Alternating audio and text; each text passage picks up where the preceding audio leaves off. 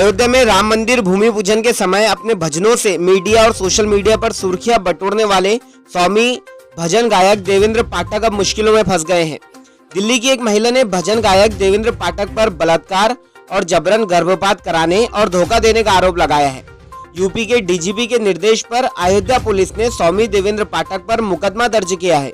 स्वामी देवेंद्र पाठक पर एफआईआर दर्ज कराने वाली महिला दिल्ली की रहने वाली है और एक विधवा है। महिला की माने तो भजन गायक स्वामी देवेंद्र पाठक से उसकी मुलाकात दिल्ली में हुई।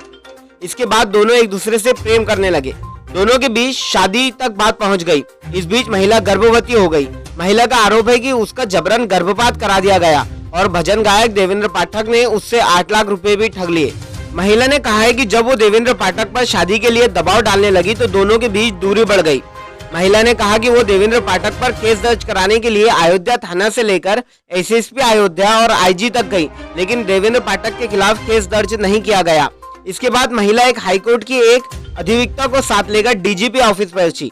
उसके बाद कथावाचक देवेंद्र पाठक पर बलात्कार, जबरन गर्भपात और धोखाधड़ी का मुकदमा राम जन्मभूमि थाने में दर्ज किया गया।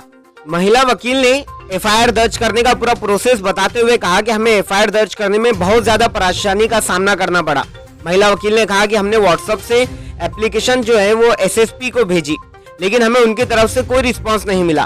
फिर मैंने आईजी संजय गुप्ता को एप्लीकेशन दी। उन्होंने कहा कि आप एसएसपी साहब के पास जाकर मुलाकात कीजिए। उसके बाद हम फिर एसएसपी साहब के पास गए, लेकिन वहां भी वो नहीं मिले। आखिरकार मैं उनको लेकर लखनऊ गई और डीजीपी साहब से मुलाकात की। उन्होंने हमें अयोध्या के सीओ से मिलने को कहा।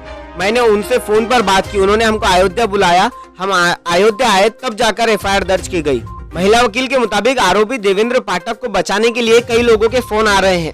महिला को कहा जा रहा है कि उनकी पहुंच बहुत दूर दूर तक है, आप उनका कुछ नहीं बिगाड़ पाएंगी, आप दिल्ली वापस चले जाओ। उन्होंने कहा कि 3-4 दिन हो गए, लेकिन अभी तक उसकी यानी स्वामी देवेंद्र पाठक की गिरफ्तारी नहीं हुई, जबकि वो थाने के बाजू में ही रहते हैं।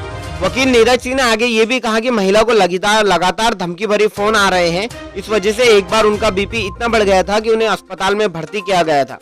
इस खबर में फिलहाल इतना ही। आप अपने सवाल और सुझाव हमें कमेंट करके भी बता सकते हैं और इस तरह की देश और विदेश की ताज़ा खबरों के लिए द टाइम्स न्यूज़ चैनल को सब्सक्राइब कीजिए। Thank you for watching.